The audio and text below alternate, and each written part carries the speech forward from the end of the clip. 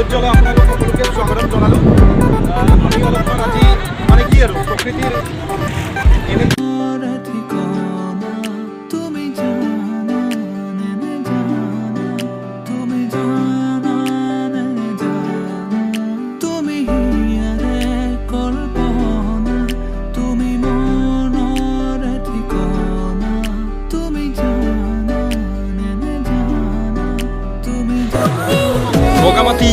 বগামাটি আমি আহিছোঁ বগামাটিলৈ আৰু আপোনালোকক স্বাগতম জনাইছোঁ আৰু আগলৈ যাই দেখাম আপোনালোকক।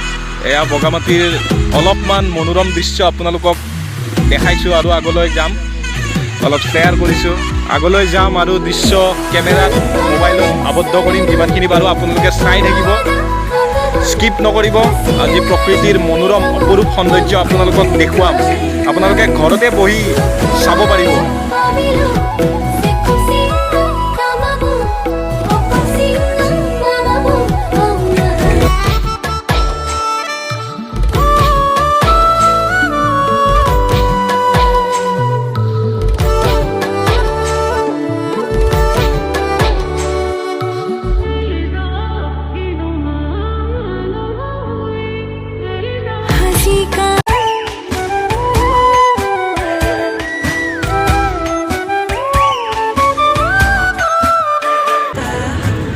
নমস্কাৰ, স্বাগতম পুনৰ মোৰ এই ব্লগটিলৈ স্বাগতম জনাইছোঁ। আজি দেওবৰীয়া বিশেষ বগামাটিলৈ আমি আহিছোঁ আৰু আপোনালোকক যিমান পাৰোঁ দেখুৱাবলৈ চেষ্টা কৰিছোঁ। আপোনাক বাছ সেইখিনিয়ে চাই থাকিব। যদি বৰিং পাইছে তথাপিও চাব ভিডিঅ'টো, কাৰণ ইয়াত প্ৰকৃতিৰ কথা আছে আৰু নেচাৰ বুলি ক'লেতো সকলোৱে ভালে পায়, গতিকে চাব, বাছ একো নাই, বলক।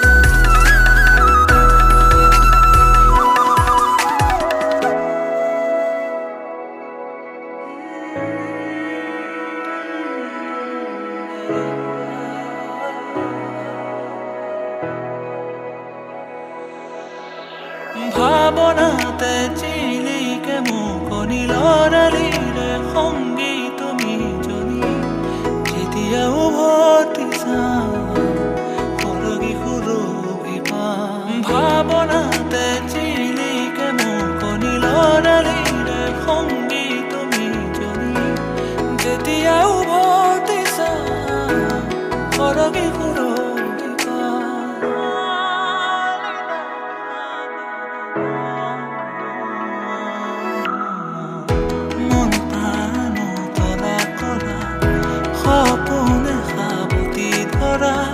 স্মৃতি পাপৰিয়া ভৰি আছে